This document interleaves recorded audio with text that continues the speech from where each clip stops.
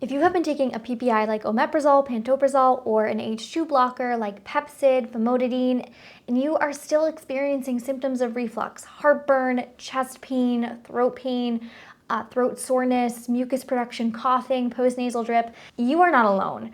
Just like hundreds of our clients and myself, unfortunately, acid reflux medication wasn't the end-all be-all of our treatment. And in today's video, I'm going to talk about what are the most common acid reflux medications, how do they work, and if they're a true treatment for reflux.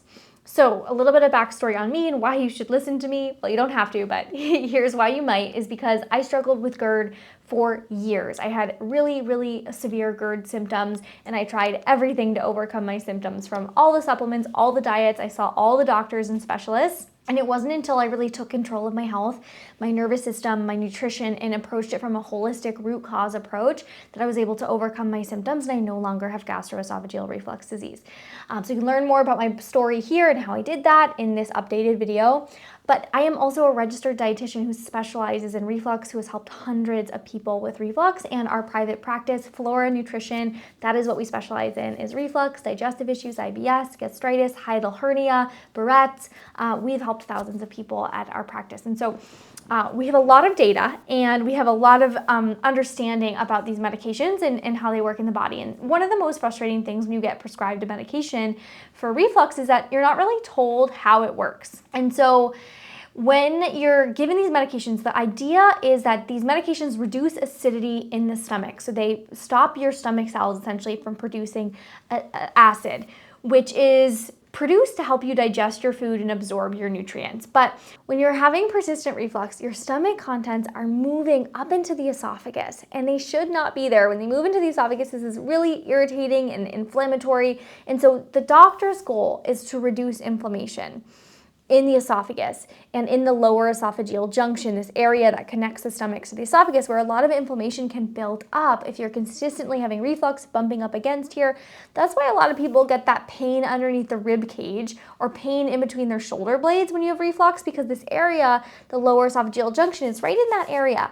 Some people feel it in the front, some people feel it in the back, but it gets very inflamed from reflux. So the goal is to reduce inflammation. And we are not anti-PPI. That's not what I'm saying at all. I was on PPIs for over a year, a very high dose, and sometimes that's necessary, especially if you have Barrett's, if you have a lot of damage. You need that time to heal the tissues and reduce inflammation. So they have their time in place, they really do. The issue is when we're using them when the root cause of your reflux is not hyperacidity, or when you have a certain type of reflux called non-acid reflux. So there are different types of reflux. There's 4 main types, and let me know if you want me to make a video about these types, because I could go on and on about the different types of reflux and the different implications, but basically there are different types of reflux. There's acid reflux that can cause erosion or gastroesophageal reflux disease, and then there's non-acid reflux that can cause LPR or laryngopharyngeal reflux disease. So your treatment plan will differ depending on the type of reflux you have in your root cause. There's many different root causes of reflux, and some of them have nothing to do with the acidity of your stomach or the lack of acidity in your stomach. You're gonna see a lot of comments on my videos about just drink apple cider vinegar or just take betaine HCl, but truly, it's not that simple. There are some people who have reflux because they have slow stomach emptying, or maybe they have a structural issue like a loose lower esophageal sphincter or a loose pyloric valve that's allowing bile to flow into the stomach. There's so many different reasons, and it's not just as simple as high or low stomach acid. It has a lot to do with stomach contractility as well. Your stomach essentially contracts in 3 places, and if one of these places is not working properly, and the stomach contractions are out of whack, sometimes the stomach can contract and food can just eject upwards. So, that has nothing to do with your stomach acid. And so that's why PPIs are not necessarily the end-all be-all, and we need to do a little bit of digging into your symptoms, your testing, and understand what tests to ask for. And that's exactly what we do with our clients in our one-on-one sessions. So PPIs have their time in place. The issue is when they are used inappropriately, or when they are used before looking into a deeper root cause or before doing any sort of testing. So one of the most common tests that a gastroenterologist will order is an endoscopy. And this is helpful because you get to see how your lower esophageal sphincter looks, any inflammation in your stomach, any inflammation in the esophagus, if there's a hernia that might be impacting reflux. It does give you a good amount of information. It also tests for H. pylori, which is a bacteria that can be causing some reflux symptoms or gastritis, but it doesn't necessarily look for the root cause of reflux. There's so many things from low digestive enzymes or potentially gut dysbiosis or poor contractility, hormone imbalance. So really getting a holistic approach on your condition and your health in totality is really important versus just looking at what damage might be there in an endoscopy. So one of the main reasons that clients also still experience reflux symptoms on PPIs is because PPIs do not stop reflux. I'm going to say that again because it's a really big misconception about PPIs.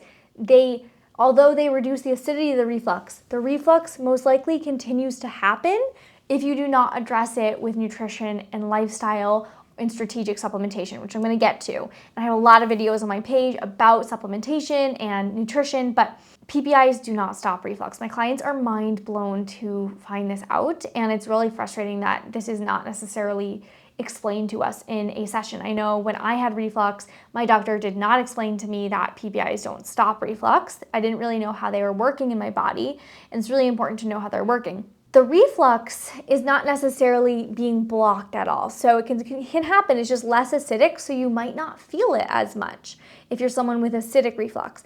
If you're on that other side of the coin, you have non-acid reflux and you're continuing to reflux, this is still problematic because there's an enzyme called pepsin that is used to digest proteins in your stomach. But when your stomach contents, the refluxate, moves into the esophagus, this pepsin can actually burrow into the tissues of the esophagus. And when pepsin is activated in inappropriate places like the esophagus or even the nasal passages or the throat, this can cause those LPR symptoms. So symptoms of mucus production, throat inflammation, feeling like something is stuck in your throat, coughing, postnasal drip, shortness of breath, asthma-like symptoms. This can be due to LPR. So what is an alternative to a PPI? And again, I am not telling anyone to go off of their medications. I'm not anti-PPI. It's just important to understand, have this education about what they do and what they don't do. For those with non-acid reflux or LPR, laryngopharyngeal reflux,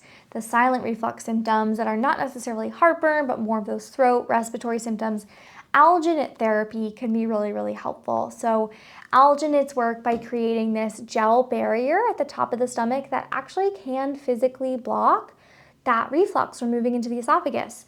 And so that has been helpful for a lot of our clients, and it is one tool that we use in our practice. The one that I recommend most frequently is Reflux Raft. This is a great product because it has no sugar, no sodium. A lot of the other alginates on the market do have a lot of sugar and sodium, making them inappropriate for certain people. And this one also has deglycyrrhizated licorice root. DGL is an herb that is very helpful for reducing inflammation in the throat, in the esophagus, in the stomach, and it kind of coats the throat in the esophagus to provide more relief.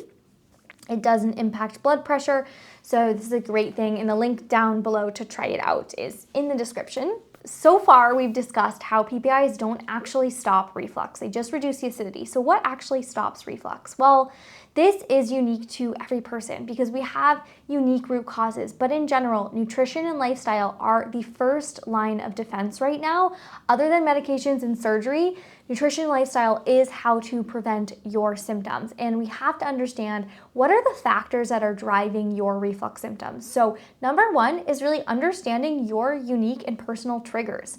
Even before we do any root cause analysis or microbiome testing or anything like that, we want to get to know you and your day-to-day life. So much of reflux we can tackle by mastering the unsexy basics is what I call them, by really honing in your nutrition, really finding your triggers, understanding what brings you reflux. Is it overeating? Is it eating too late? And creating a nutrition and lifestyle plan that helps you prevent reflux and that you can actually stick to, that's realistic. In my opinion, removing the reflux triggers is not a effective long-term approach. Yes, it can help, but we really want to optimize your total body health, optimize your digestion so that you can find relief and be able to incorporate those foods back into your diet in the future. So I hope this conversation was helpful in your next conversation with your doctor about your medication and about alginates, and gave you a few tidbits to think about in your own reflux relief journey. Very, very exciting new video coming up. It's going to be a 30K Q&A. We just hit 30K on our channel, and I can't thank you guys enough. I love being able to connect with you here and answer your questions, and I'm so glad that this channel has been supportive for so many of you on your reflux GERD LPR journeys. So we're gonna do a 30K Q&A video. Drop all your questions down below related to reflux, my story with reflux, nutrition, gut health, IBS, anything you wanna know about, and we will do a 30K Q&A, and in that video, there's gonna be a very special giveaway as well. So be sure to comment down below, drop your questions. I also recently released a video all about alginates and my top 3 supplements for reflux. So if you want to learn more about how to incorporate this in your own life and my favorite supplements for reflux, definitely click here so you can be up to date on our top picks for reflux relief. Be sure to subscribe down below for weekly gut health and reflux videos, and I will see you at the next one.